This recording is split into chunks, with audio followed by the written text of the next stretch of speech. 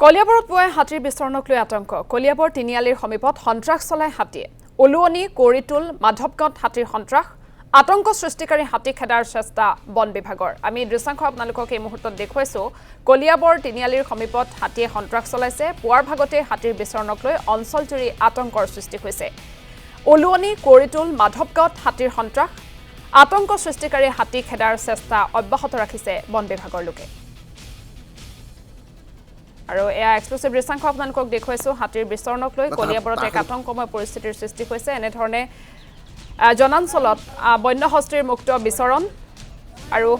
হাতীৰ বিচৰণক কেন্দ্ৰ কৰি অঞ্চলজুৰি তীব্ৰ আতংকৰ সৃষ্টি হৈছে আৰু এয়া বন বিভাগৰ লোকে হাতী খেদাৰ চেষ্টা অব্যাহত ৰাখিছে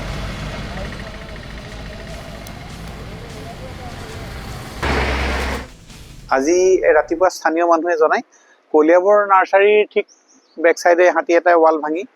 অকণ ত্ৰাসৰ সৃষ্টি কৰিছে লগে লগে আমি আহিলো তাৰ পৰা আমি খেদিবলৈ বিচাৰোতে হাতীতে খেদি আহিছে আমালে তাৰ পিছতে হাতীটো এফালে আহি পৰিটল থানাৰ ওচৰ দিয়ে ঠিক এই মাধৱ দেয়ালৰ এফালে পাৰ হ'বলৈ বিচাৰিছে তেতিয়াও আমাৰ মানুহৰ লগত খেদাখেদি হৈছে ইয়াতে ওলোৱাৰ আগত প্ৰথম উলনি চাৰিআলিত দোকান এখন ভাঙি অহা বুলি খবৰ দিছে মানুহে এতিয়া চাওঁ হাতীটো কেনেকৈ পাৰ কৰিব পাৰি এই বাঁহবাৰীটোত এতিয়া সোমাই